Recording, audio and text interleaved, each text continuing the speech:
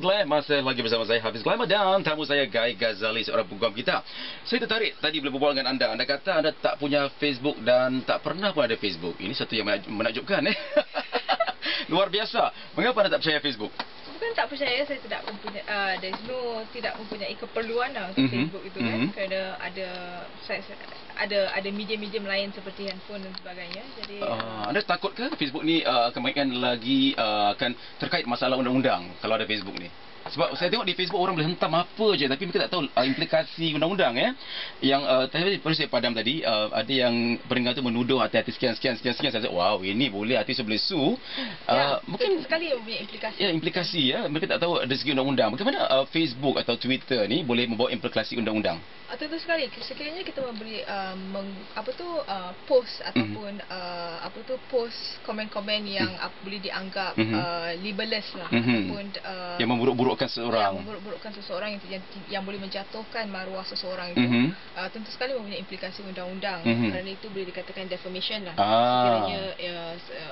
Sekiranya ia merupakan komen-komen yang boleh menjatuhkan maruah negatif kalau artis tu terbaca keburukan aku, jadi anda akan diheret ke mahkamah. Ya, boleh. Itu bahaya sekali. Dan sampai sekarang pun anda tak percaya Facebook Bukan tak percaya, saya tidak. Tidak akan ada Facebook.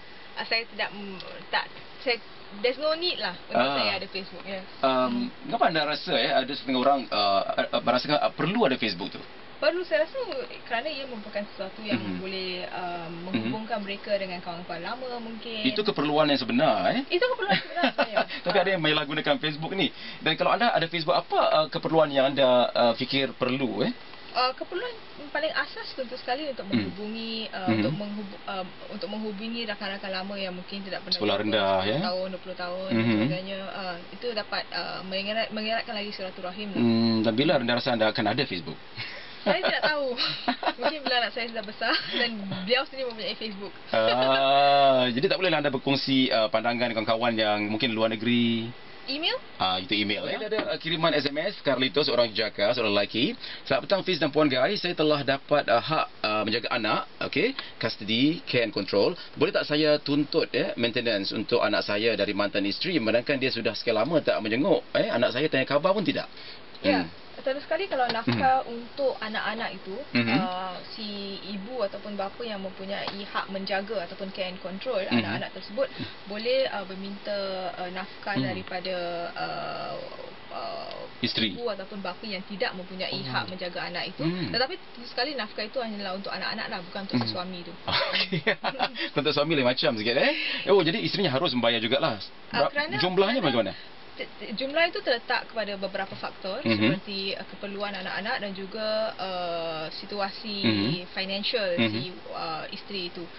Tetapi kerana obligation atau obligasi untuk menjaga anak-anak ataupun menampung keperluan anak-anak itu terletak pada kedua-dua ibu bapa, bukan satu saja. Okey, jadi jelas. Tapi kita nampak di sini, kalaupun ayah tu menjaga anak atau dapat hak menjaga anak, saya rasa lebih pada ayah untuk bagi keluarkan duit untuk anak tu. Berbandingkan dari ibu. Kalau ibu tak bekerja macam mana?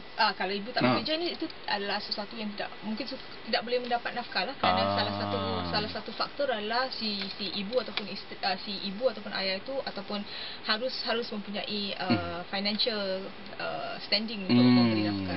Okey, balik pada hal-hal yang peribadi lah. Saya tengok anda ni orangnya tenang je, relax saja.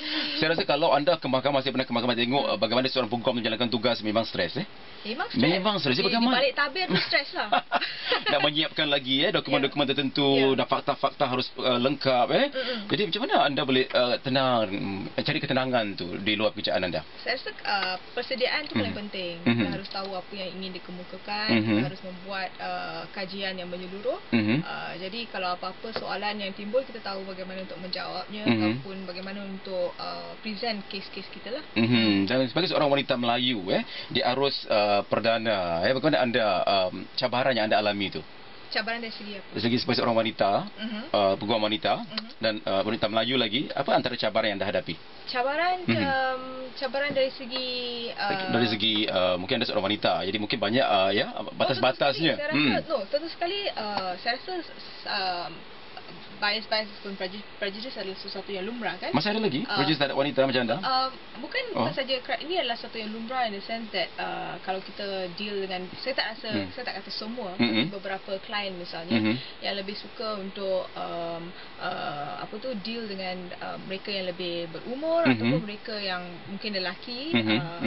Tentu sekali ini adalah sesuatu yang lumrah, tetapi ini bukannya sesuatu yang berlaku setiap masa. Tapi ada masa tentu sekali, tetapi itu adalah these things are things you cannot change atau control kan. Jadi adalah dia punya onus is on us untuk menunjukkan yang kita berwibawa lah.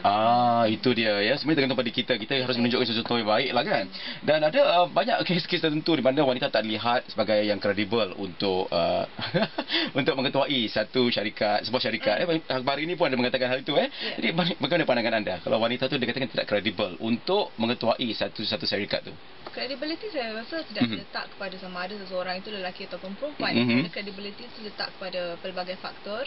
Bagaimana anda mengendalikan sesuatu syarikat ataupun bagaimana keyakinan anda dan sebagainya. Tapi saya rasa gender tu tidak harus dijadikan alasan lah.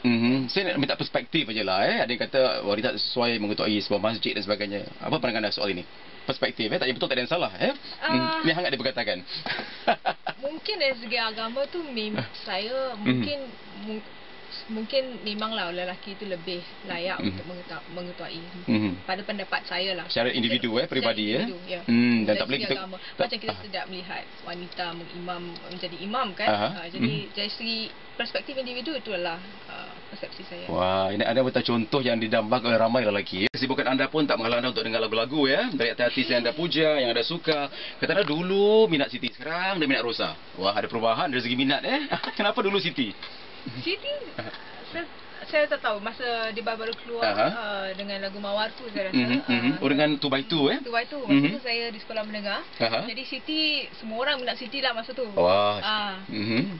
Tapi dah tak mengikuti perkembangan dia lagi dah. Sejak dia dah kahwin ramai tak ikut perkembangan lagi Dah ada orang yang nak jaga kan. Jadi sekarang Rosa, mengapa Rosa?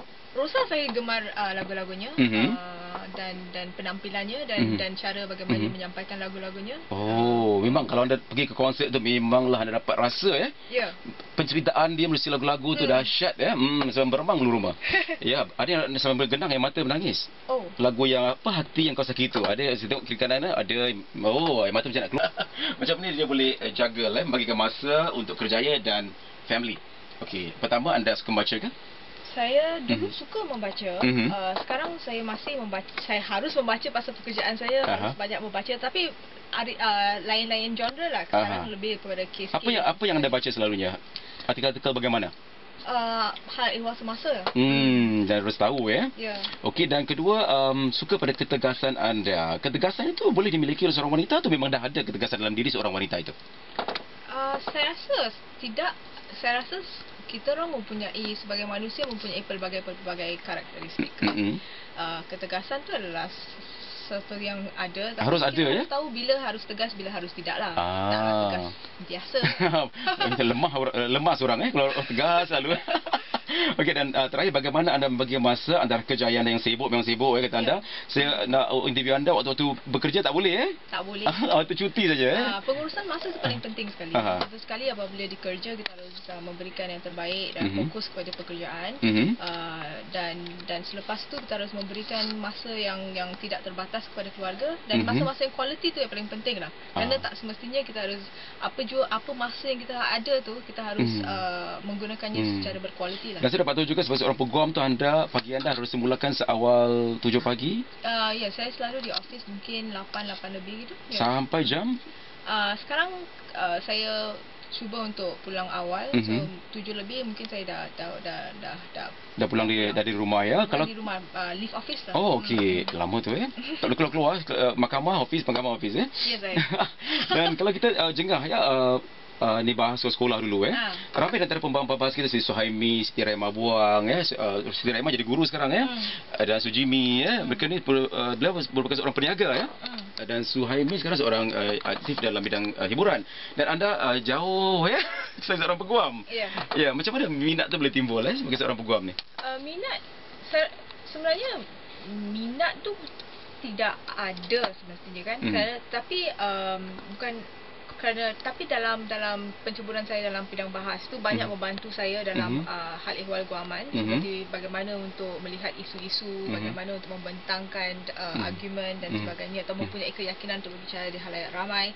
Jadi saya rasa minat tu tidak obvious lah, tapi mungkin dipupuk dari semasa bahas itu. Oh, adakah desakan dari orang tua ayah anda nak sangat anda jadi seorang peguam? Ada juga daripada orang tua, tapi jadi sebenarnya ibu bapa memang nak saya menjadi peguam kan.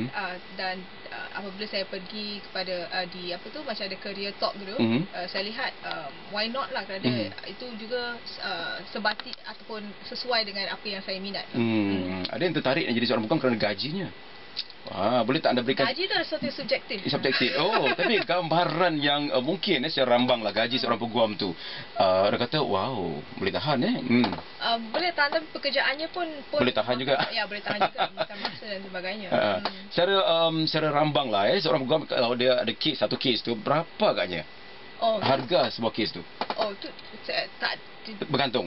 Bergantung pada kompleksiti dan sebagainya lah. Dan gaji seorang peguam kita masih nak ini masih nak korek-korek lagi sebulan 10,000, 20,000, 30,000? Tidaklah, tidak. Tidak seperti yang disangka. Oh, ya ke? Tergantung pada pengalaman ataupun berapa lama di dalam bidang tu saya. Jadi katalah seorang peguam yang popular lah peguam selebriti katalah, peguam yang selalu fight-fight kes kriminal tu, criminal case selalunya berapa gajinya? Saya tidak berapa pasti, kerana sebenarnya bagaimana si syarikat guaman ni beroperasi adalah seperti sebuah syarikat lah. Jadi kalau anda merupakan salah satu daripada, for example, basically shareholder ke apa ke. Ada lah profit sharing tu profit sharing lah. Jadi anda ada share ke dalam syarikat tu? Biasalah seorang-seorang wartawan anak tu Saya. Okey, anda dulu sekolah Anderson. Di sekolah rendah sekolah mana? Sekolah rendah Swiss Cottage. Sekarang tidak ada lagi. Tak ada lagi Sekolah Anderson Anderson banyak menghasilkan murid-murid pintar dan apalagi Temasek JC ni Mata Pendidikan Temasek. Bos kita Zaki Halim dari Temasek JC. Ya, ramai orang dari Temasek sebenarnya. Semuanya berjaya Apa keistimewaan sekolah Temasek tu? Apa keistimewaan Temasek Junior College tu?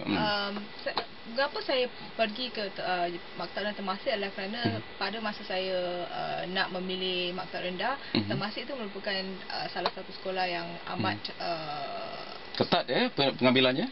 Dari segi bahas, kirakan one of the schools yang banyak memenangi bahas lah. Jadi betul. itu merupakan salah satu faktor untuk saya memilih Temasek dan kita nak hadirkan lagu ni, Ku Menunggu. Kenapa anda suka lagu ni? Nak tahu jugalah. Mesti ada hal ataupun ada cerita yang berlaku. Tidak, saya minat dia punya iramanya. tempo.